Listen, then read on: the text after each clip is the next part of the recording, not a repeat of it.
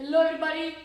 तो आज हम स्टार्ट करेंगे परम्यूटेशन, कंप्लीटली परम्यूटेशन से डील करेंगे। ठीक है, हमने ऑलरेडी प्रीवियस लेक्चर्स में ये देख लिया था कि हमारा जो फैक्टोरियल नोटेशन है वो क्या होता है, राइट। और हमारा basic principle of counting that is addition और मल्टीप्लिकेशन क्या होता है।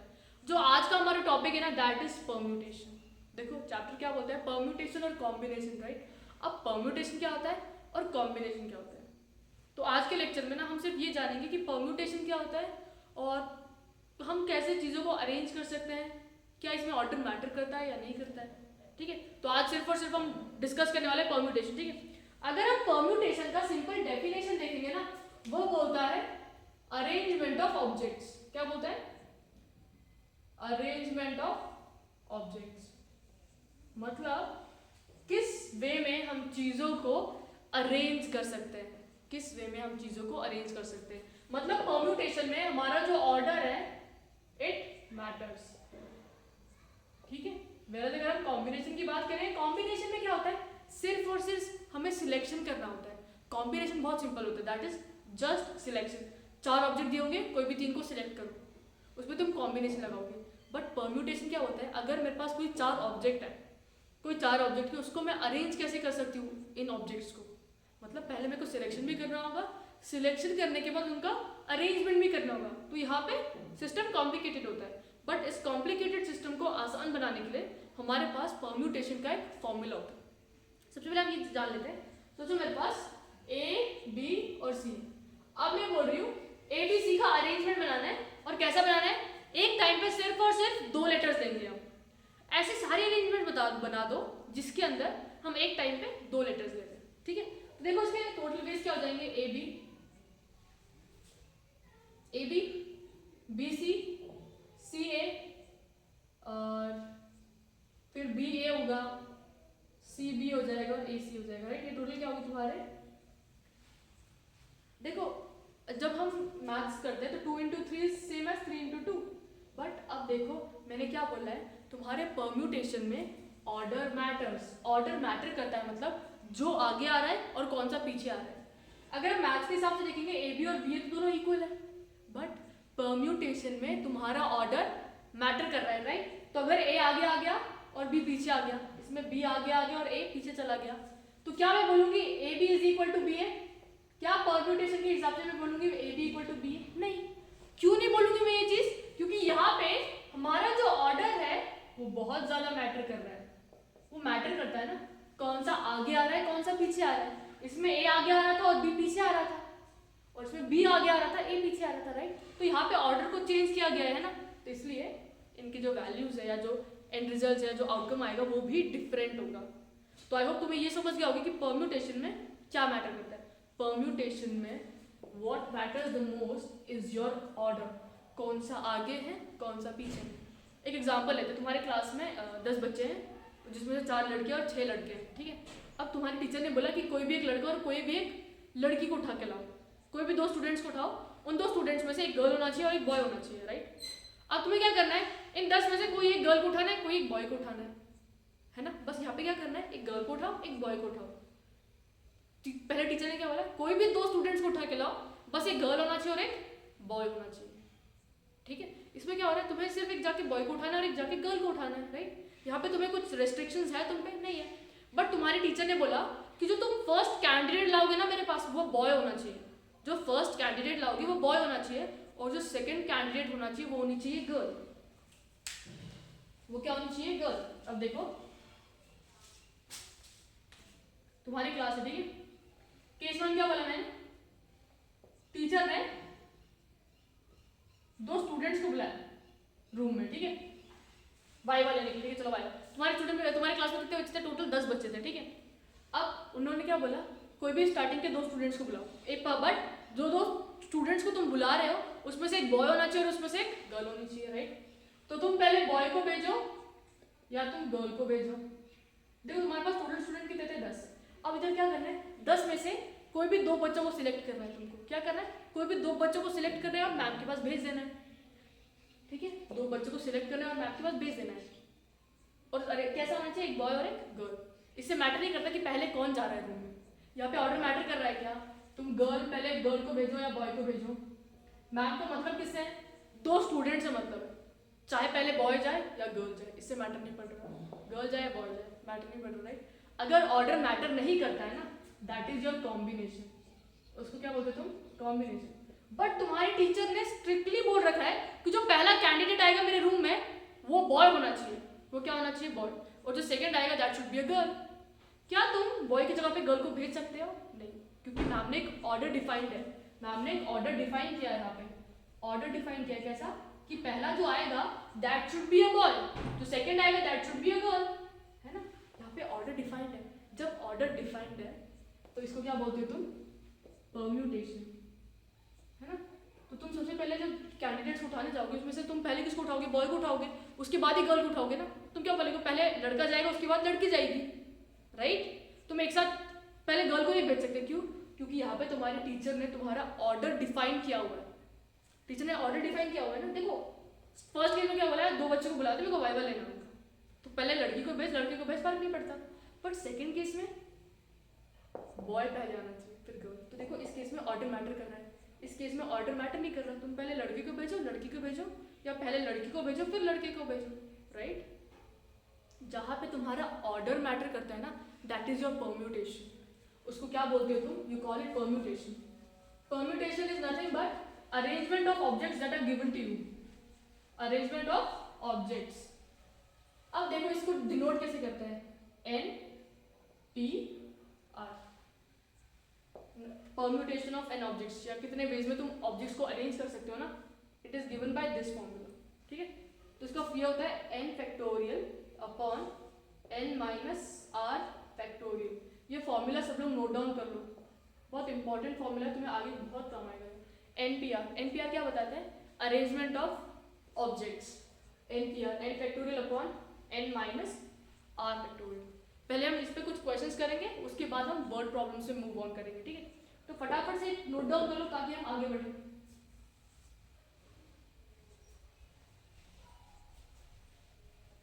तो अब तुमको समझा होगा, permutation N P R is equal to N factorial N minus are factorial, ठीक है। अब जैसे मैंने बोल दिया कि इवैल्यूएट 5p2 सेकेंड, चलो एक मैं बताती हूँ उसका, तुम खुद से ट्राई करना, ठीक है। अब मैंने बोला कि evaluate the value of 5p2, अब तुम्हें पता है कि यार this value is of n, n की वैल्यू कितनी है 5 है, r की वैल्यू कितनी है, जो नीचे आएगा वो r, n की वैल्यू 5 है, r की वैल्यू 2 है, राइट। अब मेरे को वैल्यू किसकी निकालनी है 5p2, बट मुझे npr की फॉर्मूला पता है, n factorial n minus r factorial, है ना, n p r equal to n factorial upon n minus r factorial. But मुझे वैल्यू किसकी चाहिए 5p2, तो n की जगह क्या पुट करूंगी मैं 5 फैक्टोरियल, फिर n की जगह वापस 5 और r की जगह 2, तो 5 फैक्टोरियल अपॉन 5 माइनस 2 3 फैक्टोरियल, है ना। अब मैं सबको एक चीज सिखाई थी जब हम फर्स्ट लेक्चर कर रहे थे, अब इसको सॉल्व करना बहुत आसान है, राइट। हम क्या कर सकते हैं, 5 को घटाते हुए किसके पास लेके जाएंगे 3 के पास, ठीक है। मैं क्या करूँगी, मैं 5 को घटाते हुए 3 के पास लेके जाऊंगी। अब 3 के पास आके मेरे को क्या होना है, रुक जाना है, मेरे को एक पॉज लेना है। अब अगर मैं अपनी सीरीज को यहाँ पे रोक देती हूँ तो मेरे को उसके आगे क्या लगाना होगा, factorial upon 3 factorial, 3 factorial 3 factorial cancel, 5 4 जा 20। आई होप तुम्हें क्वेश्चन समझा होगा, इवैल्यूएट कैसे करते हैं वैल्यूज, ठीक है। एक क्वेश्चन देती हूँ, तुम ट्राई करोगे, तुम फटाफट से इसको नोट डाउन करो, तुम 15p2 इसको इवैल्यूएट करो, ठीक है। 15p2 को इवैल्यूएट करो, देखो तुम्हें आ रहा है या नहीं आ रहा है, बहुत इजी है। तुम्हें इधर से क्या आइडेंटिफाई करना है, सिर्फ और सिर्फ n की वैल्यू और r की वैल्यू। फटाफट से इसको सॉल्व करो ताकि हम आगे मूव ऑन करें, ठीक है। चलो ट्राई करो फटाफट से, उसके बाद और एक क्वेश्चन ले लो, चलो 5p5 और 5p3, चलो ये 3 क्वेश्चंस करो, देखो पॉज करो वीडियो को, तुम्हें आंसर आ रहा है या नहीं आ रहा है, चलो फटाफट से। अब तुमको सबको मालूम है क्या फॉर्मूला क्या है एनपीआर का, n factorial n minus r factorial, permutation में और ऑर्डर मैटर्स। सेकंड क्वेश्चन उठाएंगे दैट इज 15p2, n की वैल्यू कितनी है 15 है, r की वैल्यू कितनी है 2, फॉर्मूला में पुट करेंगे 15p2 n फैक्टोरियल मतलब 15 फैक्टोरियल, फिर n माइनस r मतलब 15 माइनस 2 फैक्टोरियल है। तो 15 फैक्टोरियल अपॉन 13 फैक्टोरियल। अब 15 बड़ा है तो 15 से चलते हुए एक एक वैल्यू कम करते हुए कहाँ तक जाएंगे? 13 तक। क्यों? क्योंकि ऊपर और नीचे जब वैल्यू सेम हो जाएगी तो वो कैंसिल हो जाएगी, हमको ज़्यादा मेहनत करने की ज़रूरत नहीं पड़ेगी। तो 15 तक पहुँच गई, 15 से 14 पे पहुँच गई, फिर 13 पे भी पहुँच गई। 13 के बाद मैं अपनी जर्नी कंटिन्यू करूँगी क्या? नहीं करूँगी। क्यों? क्योंकि नीचे भी 13 फैक्टोरियल दिख रहा है तो ऊपर भी 13 पे आकर रुक जाते हैं, क्योंकि ये वाला वैल्यू और ये नीचे वाला value will cancel out, cancel हो जाएंगे। तो 15 इंटू 14 कर लो, कितना आ जाएगा? 15 4 जा 60, 210। चलो देखो कितना आंसर राइट आया है। राइट आया तो नेक्स्ट क्वेश्चन पे मूव ऑन करो। ठीक है, फर्स्ट हो गया, सेकंड हो गया। अब ये वाली वैल्यू चेक आउट करो। और एक चीज बता दूं, जीरो फैक्टोरियल कितना होता है अपना? 1 होता है। जीरो फैक्टोरियल 0 नहीं होता है, बट जीरो फैक्टोरियल इज 1। याद रखना ये चीज अच्छे से। चलो अब नेक्स्ट ऑन मूव करते हैं क्वेश्चन। 5 p 5, n की वैल्यू कितनी है तुम्हारी? 5 है। r की वैल्यू कितनी है? 5 है। तो 5p 5 में पुट करेंगे, n की जगह 5 फैक्टोरियल, n वापस 5 माइनस 5 फैक्टोरियल। ठीक है, अब 5 फैक्टोरियल तो आज लिख देंगे। ठीक है, अब 5 माइनस 5 कितना होता है? 0। अब 0 फैक्टोरियल की वैल्यू कितनी है? 1 है। ठीक है, 0 नहीं होती, तो 5 फैक्टोरियल आ जाएगी। अब 5 फैक्टोरियल को सॉल्व करना पड़ेगा, है ना? तो चलो सॉल्व करते हैं। 5 फैक्टोरियल कैसे हो जाएगा? 5 इंटू 4 इंटू 3 इंटू 2 इंटू 1, है ना? क्या होता है? Product of integers, right? Product of positive integers from 1 to the value up to which the factorial is given. यहाँ पे कहाँ तक गिवन था? 5 तक था, तो 1 से लेके 5 तक। तो 5 4 जा 20, 23 जा 60, 62 जा 120। समझा? इजी है, राइट? तुम्हें बस यही चीज करनी है। उसके बाद ये वाला क्वेश्चन ट्राई करो तुम लोग। ओके, एक बार ट्राई कर लो फटाफट से, फिर हम आगे बढ़ते हैं। चलो 5p3, इस वैल्यू को इससे कंपेयर करेंगे तो ऊपर n है और इधर क्या होगा? फिर n इक्वल टू 5। इधर क्या है? r है, इधर नीचे क्या है? 3 है, मतलब r की वैल्यू कितनी है? 3 है। अब वैल्यू निकाले जाएंगे, n फैक्टोरियल मतलब 5 फैक्टोरियल, है ना? उसके बाद 5 minus 3, 5 minus 3 factorial, 5 factorial. 5 minus 3 कितना होता है? 2 फैक्टोरियल, राइट? अब जर्नी स्टार्ट करेंगे 5 से, 4 से, 3 से 2। अब 2 पे आगे रुक जाना है। क्यों? क्योंकि नीचे भी फैक्टोरियल है, ऊपर भी फैक्टोरियल है, दोनों कैंसिल आउट हो जाएंगे। ओके, 5 इंटू 4 इंटू 3, 5 4 जा 20, 23 जा 60। फटाफट से क्वेश्चंस को नोट डाउन कर लो ताकि हम आगे अपनी जो सिलसिला है वो चालू जारी रख सकते हैं। ठीक है, फटाफट से नोट डाउन कर लो। अब तुम्हें क्वेश्चन समझा होगा, फॉर्मूला क्लियर होगा, राइट? अब हम ना परम्यूटेशन में ना तुम्हारे डिफरेंट केसेस आते हैं। अब वो केसेस कैसे जनरेट होते हैं वो डील करेंगे और आगे बढ़ेंगे। ठीक है, एज सिंपल एज दैट। देखो परम्यूटेशन में ना वो कैसे कैसे ऑब्जेक्ट दे सकते हैं। जब केस 1 होता है ना, उसमें क्या होता है तुम्हारा n डिफरेंट ऑब्जेक्ट्स। ठीक है, मतलब तुम्हारे पास कितने ऑब्जेक्ट्स डिफरेंट है? कुछ तो भी नंबर ऑफ ऑब्जेक्ट्स है, वो सब अलग अलग है। ठीक है, सेम नहीं है। तो n डिफरेंट ऑब्जेक्ट्स गिवन है और उनका अरेंजमेंट कैसे करना है? क्या करना है? अरेंजमेंट करना है। कैसे? अब देखो इधर मैंने लिख दिया taken r eight a time. इसे देखो एक एग्जांपल देती हूँ। जैसे हमने क्या लिया था a b और c, राइट? मैंने क्या बोला था? अरेंज करना है n, मतलब टोटल डिफरेंट ऑब्जेक्ट्स कितने गिवन है? 3, n की वैल्यू 3 फिक्स हो चुकी है। अब टेकन 2 एट अ टाइम, मतलब 2 को एक ही बार, मतलब एक टाइम पे मैं कितने ले सकती हूँ? सिर्फ और सिर्फ 2। तो मेरी r की वैल्यू क्या हो जाएगी? 2। अब मेरे को उसका परम्यूटेशन निकालना था, राइट? मैं कैसे कर सकती हूँ? 3p2 कि टोटल ऐसे कितने अरेंजमेंट्स आ जाएंगे, राइट? है ना? 3 factorial upon 3 minus 2 factorial. 3 factorial कितना हो जाएगा? 3 इंटू 2 इंटू 1 6। पहले भी 6 ही आया था। अब देखो मैं इसका पूरा बताती हूँ करना कैसे तुम्हें सॉल्व। अब इसके परम्यूटेशन कैसे निकालने, जब हमें n डिफरेंट, बहुत अलग अलग अलग अलग डिफरेंट ऑब्जेक्ट्स गिवन है और हमको अरेंजमेंट बनाना है कुछ ऑब्जेक्ट्स को एक टाइम पे एक साथ लेके। यहाँ पे कंडीशन होगी, हमेशा याद रखना, जो आर होगा ना, वो जो आर है तुम्हारा वो एन से बड़ा नहीं हो सकता है, वो एन के इक्वल हो सकता है बट एन से बड़ा नहीं हो सकता है, ठीक है। जो आर है या तो वो एन के इक्वल होगा या तो वो आर एन से छोटा होगा, बट एन से बड़ा नहीं होगा। क्यों? अगर एन से बड़ा हो जाएगा तो वैल्यू नेगेटिव हो जाएगी ना, एन माइनस आर, ये कैसा देगा? नेगेटिव। अगर आर बड़ा है तो बड़े नंबर की संख्या नेगेटिव हो जाएगी, राइट? ठीक है, तो याद रखना जब जब तुम्हें एन डिफरेंट ऑब्जेक्ट्स गिवन होंगे और तुम्हें परम्यूटेशन निकालना है एक टाइम पे कुछ आर ऑब्जेक्ट्स को लेके, तो ये कंडीशन तो याद रखना ही रखना। अब इधर एक चीज बताती हूँ, ये ध्यान में रखना। तुम्हें क्या है, एन डिफरेंट ऑब्जेक्ट्स का परम्यूटेशन करना है, एक टाइम पे कितना ऑब्जेक्ट्स ले सकते हो तुम? आर ऑब्जेक्ट्स ले सकते हो। ये कंडीशन तो याद रखना ही रखना। जो आर की वैल्यू है it can be equal to n, it can be less than n but it can not be greater than 1। R की वैल्यू एन के बराबर हो सकती है, एन से छोटी हो सकती है, बट क्या वो एन से बड़ी होगी? नहीं होगी। अगर एन से बड़ी होगी तो तुम्हारा फैक्टोरियल नेगेटिव आएगा। ये बात दिमाग में डाल लो, ठीक है। अब हम आगे चलते हैं। अब इधर क्या होता है, अब तुम कैसे कर सकते हो? एनपीआर निकालना होता है, इसको कैसे लिखते हो तुम? एनपीआर। एन डिफरेंट ऑब्जेक्ट से taken r at a time, तो फॉर्मूला तुम एनपीआर में लगाओगे। किसका लगाओगे? एनपीआर, मतलब n factorial N minus are factorial. या तो तुम ऐसे भी देख सकते हो कि जो आर है ना, they are number of places, कितने प्लेसेस मेरे को भरनी है। आर मतलब number of places.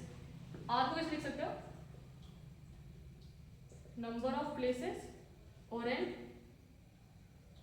Number of objects given.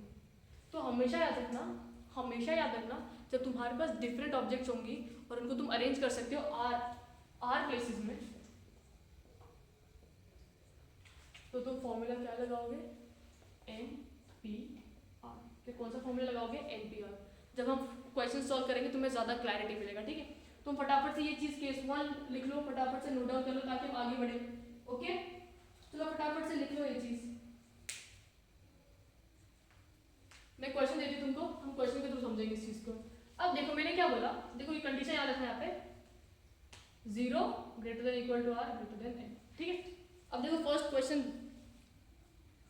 मैंने क्या बोला? फर्स्ट क्वेश्चन मुझे ना 3 डिजिट नंबर फॉर्म करना है, 3 digit number using numbers 1 2 3 up to 9। अब मेरे पास डिफरेंट डिजिट्स कितने हैं? 9 है, 1 से लेके 9।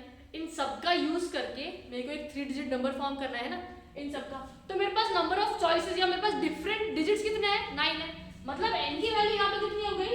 9। अब मेरे को क्रिएट क्या करना है? 3 डिजिट नंबर, मतलब मेरे को प्लेसेस कितनी फिल करनी है? 3, है ना। मुझे प्लेसेस कितनी फिल करनी है? 3, राइट। अब हमेशा याद रखना, फर्स्ट चीज देख रहे हैं, रेपिटेशन इज नॉट अलाउड। मतलब अगर एक बार हमने किसी चीज को यूज कर लिया उसको हम वापस यूज नहीं कर सकते। N different objects are different places, repetition is not allowed. एक बार जिस चीज को तुमने यूज कर लिया you can not repeat that number और दैट डिजिट और दैट अल्फाबेट, ठीक है। अब देखो मैंने क्या बोला, मुझे 3 डिजिट नंबर क्रिएट करना है, 3 डिजिट नंबर यूजिंग नंबर्स 1 से लेके 9 तक, मतलब मेरे पास डिफरेंट डिजिट्स कितने प्रेजेंट है? 9, राइट। तो n की वैल्यू मेरी फिक्स हो गई 9 पे। अब प्लेसेस कितने भरने हैं? 3 डिजिट है तो 3 प्लेसेस भरने हैं, राइट, है ना। अब रेपिटेशन अलाउड है क्या? रेपिटेशन इज नॉट अलाउड, मतलब एक बार जिसको यूज कर लिया you can not repeat that thing again. तो देखो इस बॉक्स को कितने वेज में फिल कर सकते हो? तुम इस बॉक्स में 1 भर सकते हो, 2 भर सकते हो, 3 भर सकते हो, ऐसे अप टू 9। मतलब इस बॉक्स को भरने के हमारे पास चॉइसेस कितने हैं? टोटल 9, है ना। अब इसके अंदर एक ना एक नंबर तो चला जाएगा। जब एक नंबर फर्स्ट बॉक्स के अंदर घुस गया तो सेकेंड प्लेस को भरने के कितने तरीके होंगे? 9 नंबर थे, एक निकल चुका है, 9 में से एक निकल गया तो बचे कितने? 8। मतलब सेकेंड प्लेस को भरने के you have 8 ways. First place को 9 वेज में, सेकेंड प्लेस को 8 वेज में। अब दो डिजिट्स उड़ चुके हैं, है ना, क्योंकि इधर भी तो कुछ भरा होगा तुमने। अब तुम्हारे पास जब तुम इधर से स्टार्ट किए तुम्हारे पास 9 थे, 9 में से इधर एक फिल किया तो 8 बचे, फिर तुम सेकंड वाले पे आए, फिर से एक फिल किया, फिर थर्ड वाले पे आए। अब डिजिट्स कितने हो गए 7, तो इसको थर्ड को कितने में भर सकते हो 7 वेज। अब तुम्हारा 3 डिजिट नंबर कब बनेगा इन तीनों को मिला के, राइट। तो ये तीनों इंडिपेंडेंट केसेस है क्या, नहीं डिपेंडेंट केसेस है। तो 9 इंटू 8 इंटू 7 ये हमारा मल्टीप्लीकेशन रूल बोलता है। कौन बोलता है, मल्टीप्लीकेशन। 9 इंटू 8 इंटू 7, 9 8 जा 72 इंटू 7, 4 1 7 7 49 504 6। अब ये तो हमारा मल्टीप्लीकेशन रूल था। अब परम्यूटेशन लगाते हैं इजी वे में। n डिफरेंट ऑब्जेक्ट्स थी, r प्लेसेस फिल करनी थी। फॉर्मूला क्या बोलता है, जब n डिफरेंट ऑब्जेक्ट्स है और तुम्हें r चीजें करनी है, r प्लेसेस भरनी है एक टाइम पे, है ना। 3 डिजिट बनाने के लिए तुम्हें 3 प्लेसेस एक टाइम पे भरनी होगी, है ना। तो 9p3 देखो आंसर आता है क्या, 9 फैक्टोरियल n की वैल्यू, फिर 9 minus 3 factorial, 9 factorial upon 6 factorial. अब 9 से सिलसिला चालू करते हैं, 9 इंटू 8 इंटू 7 इंटू 6। अब देखो नीचे क्या है, फैक्टोरियल है, तो 6 पे आके हमारा कारवा रुक जाएगा। 6 फैक्टोरियल कैंसिल, 9 इंटू 8 इंटू 7 504। आओ तुम्हें क्वेश्चन समझाओगे एकदम अच्छे से, क्रिस्टल क्लियर होगा, एग्जांपल्स करेंगे और अच्छे से क्लियर हो जाएगा, ठीक है। तो फटाफट से इस चीज को नोट डाउन कर लो ताकि हम आगे मूव ऑन कर सके। तो आप तुमने एक क्वेश्चन कर दिया होगा, चलो अब हम क्वेश्चन चेंज करते थोड़ा सा। 4 डिजिट नंबर बनाना है सेकंड क्वेश्चन, ठीक है। 4 डिजिट नंबर बनाना है यूजिंग यही सारे नंबर्स, ठीक है। अब तुम दो वे से कर सकते हो, या तो तुम मल्टीप्लिकेशन रूल लगा लो या तो तुम अपना परम्यूटेशन लगा लो। क्यों, n डिफरेंट ऑब्जेक्ट्स कितने टाइम पे एक टाइम पे कितने डिजिट्स आने चाहिए, एक टाइम पे 1 2 3 taken r eight a time, एक टाइम पे कितने डिजिट्स उठाने, 4 डिजिट्स उठाने, राइट। अब देखो इस क्वेश्चन को तुम ध्यान से देखोगे तो तुम्हें पता है क्या, 9 डिफरेंट डिजिट्स है मेरे पास 1 से लेके 9 तक, n की वैल्यू कितनी है 9। एक टाइम पे कितने डिजिट्स फिल करने हैं, 4, है ना, क्योंकि 4 डिजिट नंबर क्रिएट करने के लिए तुम्हें 4 नंबर तो लगेंगे, 4 प्लेसेस तो लगेंगे, तो r इज 4। अब चाहे तुम मल्टीप्लिकेशन रूल लगा लो या तो तुम परम्यूटेशन लगा लो। पहले मल्टीप्लिकेशन से करते हैं, ठीक है। ये 1 2 4 डिजिट नंबर बनाना है, राइट। तो अब डिजिट्स कितने हैं तुम्हारे पास, 9 है ना।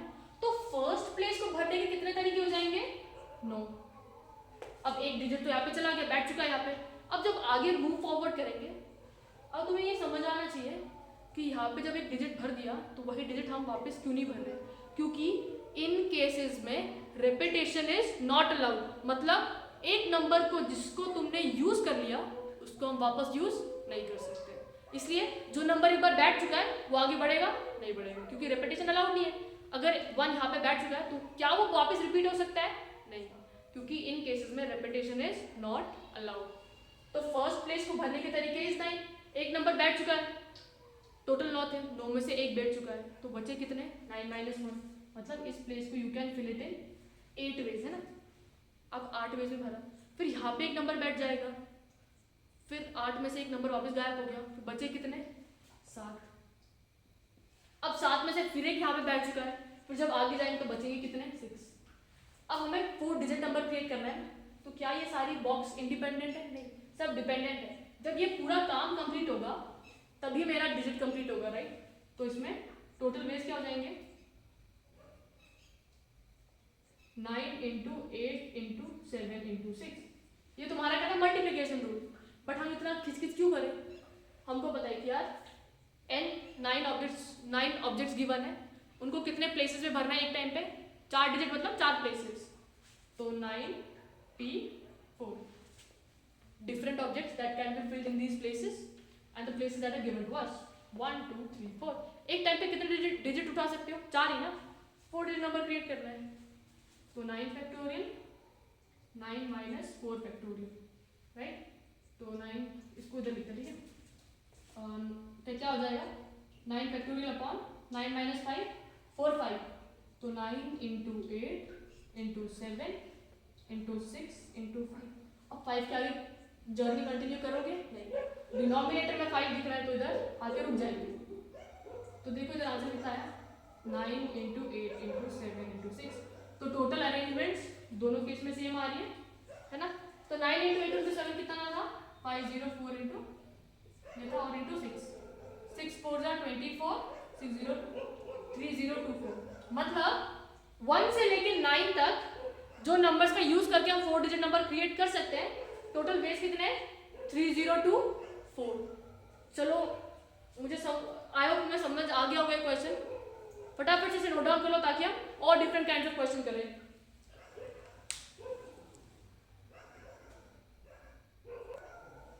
तो चलो एक क्वेश्चन लेते हैं हम। अब देखो तुम्हें वो क्वेश्चन आ रहा है या नहीं आ रहा है, ठीक है। उसमें हम n की वैल्यू, r की वैल्यू, तुम्हें जिस वे से बेस्ट लगता है उसे करो, ठीक है। चलो इसको मिटा देते हैं। अब तुम्हें केस तो मालूम पड़ गया ना, हमारा केस कौन सा है, n different objects taken r eight a time when repetition is not allowed. अब मैं क्या बोल रही हूँ, यूजिंग 1 2 3 4 6 7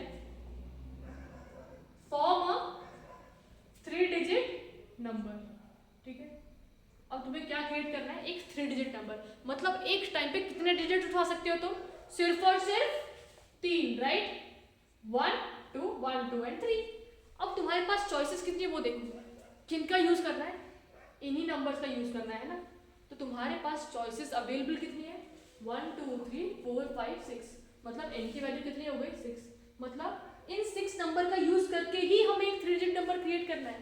एक टाइम पे कितना डिजिट उठा सकते हैं, 3, है ना। Given n different digits taken, कितने एक एट अ टाइम, 3 ले लेना यार। 3 डिजिट नंबर क्रिएट करने के लिए 3 नंबर तो लेने ही पड़ेंगे। तो देखो अब आगे करते हैं। तो फॉर्मूला क्या लगेगा, n p r। n तो n factorial upon n minus r होता है फॉर्मूला, है ना।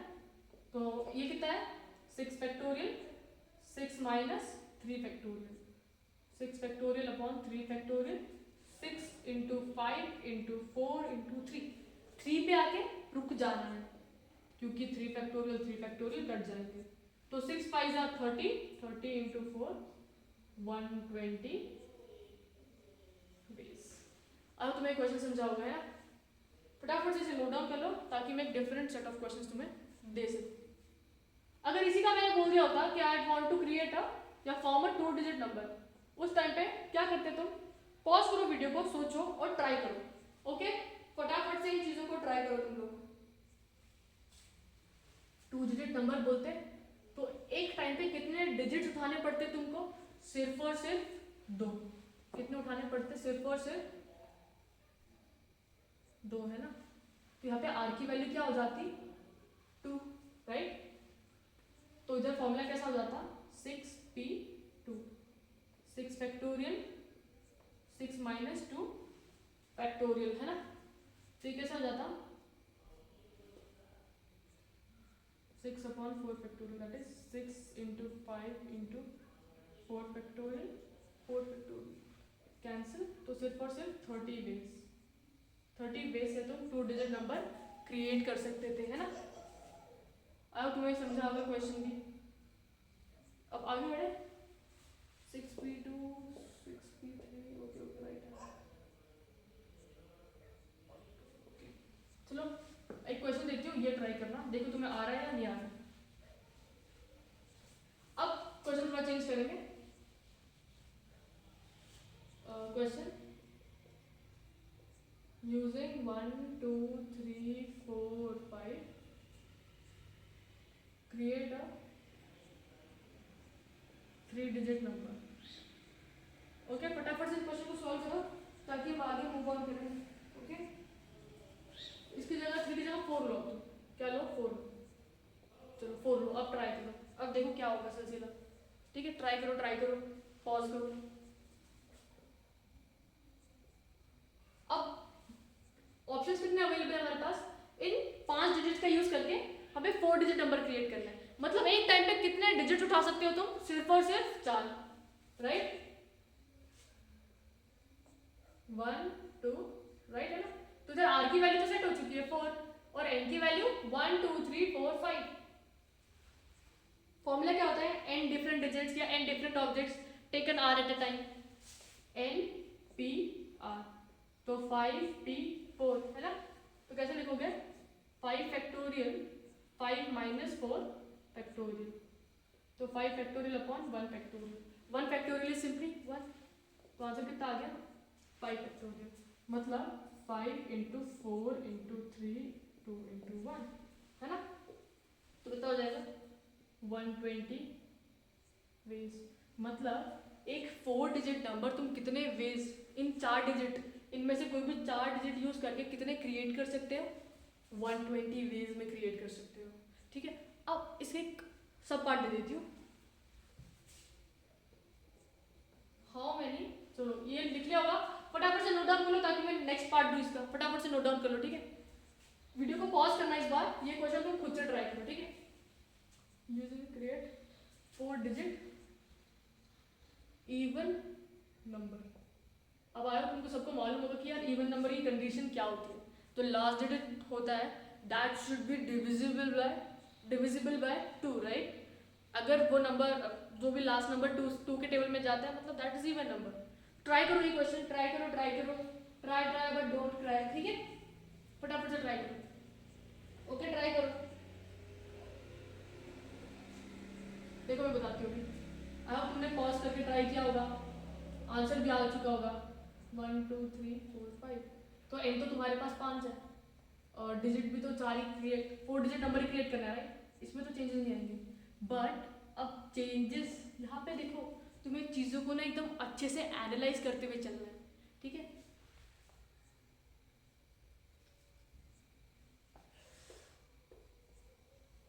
One two three four. अब उन्हें क्या बोला, इवन नंबर चाहिए, तो हमें कंडीशन मालूम है कि जो लास्ट डिजिट होना चाहिए दैट शुड बी इवन। मतलब पहले हमको इस चीज को फिल करनी होगी, राइट, क्योंकि हमको मालूम है यार रिपीटेशन इज नॉट इक्वल। तो लास्ट इसको कितने वेज में भर सकते हो वो देख लो। अब तुम्हें ये मालूम है कि लास्ट प्लेस में हमारा कैसा नंबर होना चाहिए, सिर्फ और सिर्फ इवन। तो इस ग्रुप में से कौन से इवन है उसको छाट लो। 2 इवन है और 4 इवन है, बस ये 2 इवन नंबर है। तो इस प्लेस को कितने वेज में भर सकते हो तुम, सिर्फ और सिर्फ 2 वेज में, 2 ही वे में भर सकते हो ना। इवन नंबर के अलावा कोई और नंबर आना चाहिए, नहीं आना चाहिए। तो you can fill this place in just only 2 ways. ठीक है, अभी तक समझाओ तुम लोग को। अब मेरी बात सुनो, ये 2 वेज हो गया।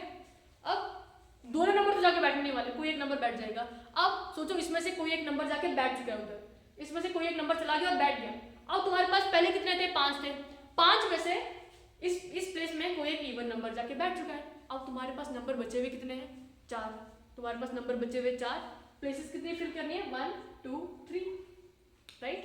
तो इसको कैसे लिख सकते हो, 3 प्लेसेस 4 नंबर, 4 P 3, है ना। 4 choice, 4 different digits, 3 places to fill, 4 P 3। और ये तो इसका हुआ, बट ये वाला भी तो है तुम्हारे पास।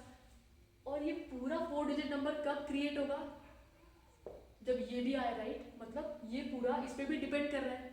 तो जब डिपेंड करता है तो क्या करोगे, multiply 4 factorial 4 minus 3 factorial into 2। तो 4 इंटू, देखो 4 माइनस 3 तो 1 हो जाएगा, 4 फैक्टोरियल इंटू 2, तो 4 इंटू 3 इंटू 2 इंटू 1 इंटू 2, 4 3 जा 12, 12 2 जा 24, 24 2 जा 48 वेज। आगे मुझे समझाओ तुम लोग को। अगर ये चीज़ नहीं समझी ना, एक छोटा सिंपल एग्जांपल देखिए, वो देखो क्या बोला था हमें, इवन नंबर क्रिएट करना है, राइट।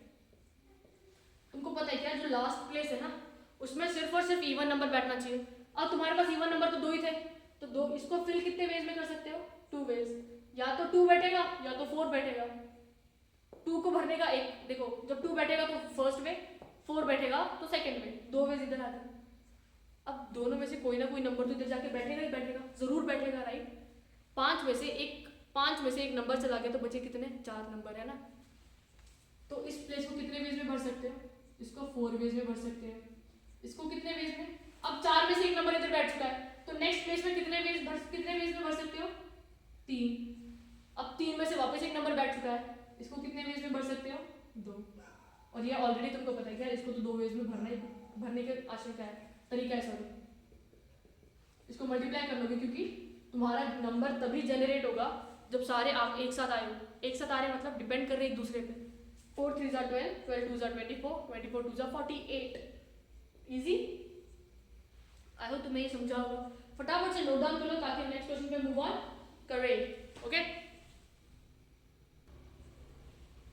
तो चलो अभी हम आगे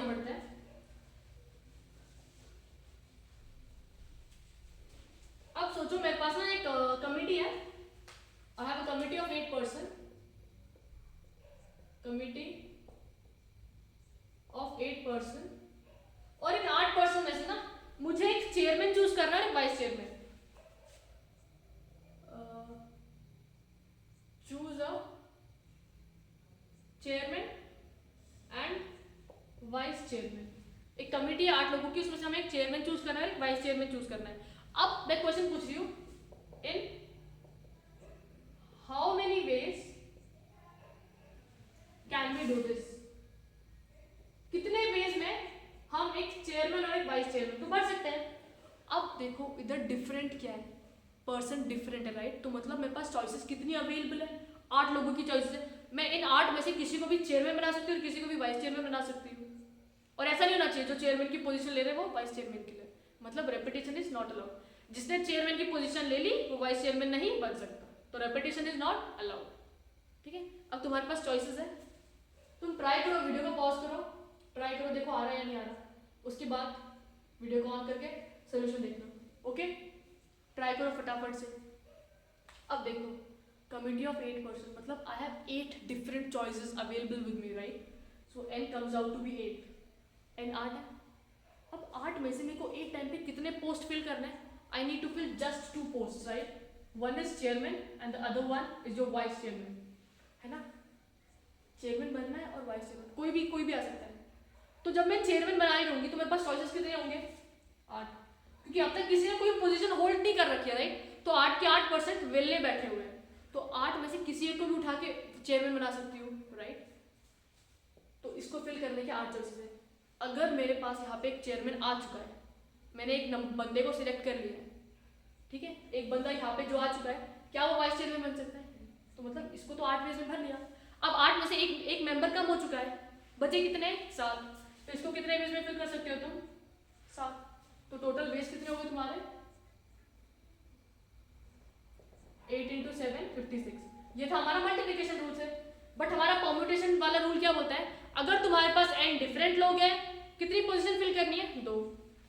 n 8 है, r 2 है ना?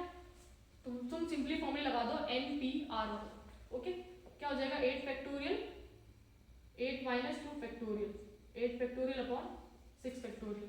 तो 8 × 7 × 6 फैक्टोरियल अपॉन 6। तो कितने वेज में कर सकते हो?